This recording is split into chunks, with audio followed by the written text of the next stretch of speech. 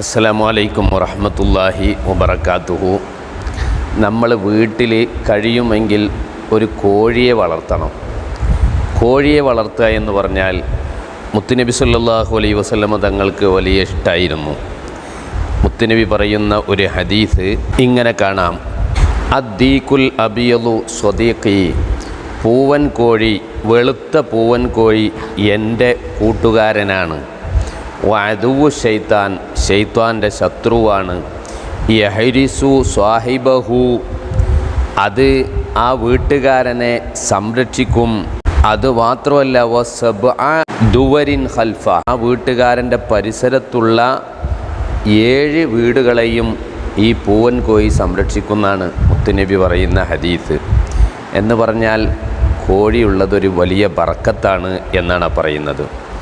ഇദാ സമിഅതും സിയാഹദ്ദീഖത്തി, പൂവൻ കോഴിയുടെ കൂവൽ നിങ്ങൾ കേട്ടാൽ ഫസ്അലുല്ലാഹ മിൻ ഫളി, നിങ്ങൾ അപ്പം അള്ളാഹുവിനോട് പടച്ചോനെ എനിക്ക് ഔദാര്യം ചെയ്യണേ എന്ന് പറയണം.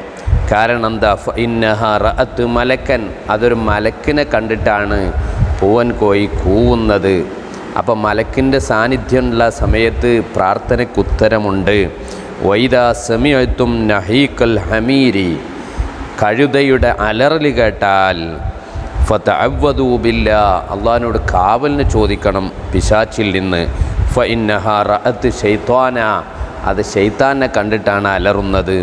മുത്തുനബി പറയുന്ന മറ്റൊരു ഹദീസ് ഇങ്ങനെയാണ്: സലാസത്തു അസ്വാത്തിൻ യുഹിബ്ബുഹല്ലാഹ്, അള്ളാഹു തആല ഇഷ്ടപ്പെടുന്ന 3 ശബ്ദങ്ങളുണ്ട്, 3 ആളുകളുടെ ശബ്ദങ്ങളുണ്ട്. ഒന്ന് സൗത്തുദ്ദീഖി, പൂവൻ കോഴിയുടെ കൂവലാണ്. വസൗത്തു ഖാരിൽ ഖുർആൻ, ഖുർആൻ ഓതുന്നവൻ്റെ ആ ഓത്തിൻ്റെ ശബ്ദമാണ്.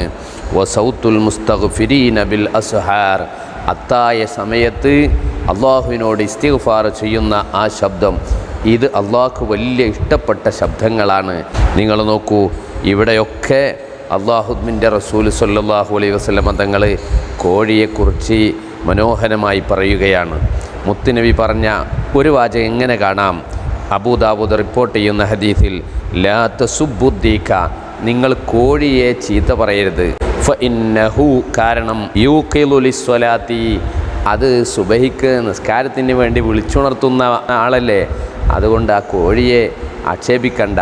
ഇപ്പോൾ വീടുകളിലൊന്നും കോഴികൾ അങ്ങനെ ഇല്ല. പഴയ കാലത്ത് മിക്ക വീടുകളിലും കോഴികളുണ്ടാകും. അത് സുബഹിയുടെ സമയമായാൽ ഇങ്ങനെ കൂവി വിളിക്കാൻ തുടങ്ങും. നിസ്കരിക്കുന്ന ആളുകൾക്ക് വളരെ പ്രയോജനകരമായ വിധത്തിൽ അത് കൂവുന്നത് കേൾക്കാം. സുബഹി എന്ന് പറഞ്ഞാൽ എല്ലാ നിസ്കാരങ്ങളെ അപേക്ഷിച്ച് വല്ലാതെ മഹത്വമുള്ളതാണ്. മുനാഫിക്കുകൾക്ക്, ഉള്ളിൽ വിശ്വാസമില്ലാത്ത ആളുകൾക്ക് പ്രയാസമായി തോന്നുന്ന നിസ്കാരമാണ്. ഒരു ദിവസം ബറക്കത്തുള്ളതായി മാറാൻ സുബഹി നിസ്കാരം തന്നെ മതി. സുബഹി നിസ്കരിച്ച ഒരു മനുഷ്യന് അപകടത്തിൽ നിന്ന് സുരക്ഷയുണ്ട്. ആ ദിവസത്തിൽ അയാൾ എന്ത് ചെയ്താലും അതിലൊക്കെ ബറക്കത്തുണ്ട്. അത്രയും പ്രധാനപ്പെട്ടൊരു നിസ്കാരത്തിന് വിളിക്കുന്ന കോഴി മറ്റു പക്ഷികളെപ്പോലെ നമ്മൾ കാണാൻ പാടില്ല എന്നാണ് പറയുന്നത്. കഴിയുന്നവരൊക്കെ കോഴിനെ വളർത്തുക. കുറേ കോഴിനെ വളർത്തിയാൽ കോഴിമുട്ടയും കിട്ടും, അതുപോലെ ഈ ഒരു സംഗതിയും കിട്ടും. അള്ളാഹു നമുക്ക് തൗഫീഖ് നൽകട്ടെ. അസ്സലാമു അലൈക്കും വറഹ്മത്തുള്ളാഹി വബറകാതുഹു.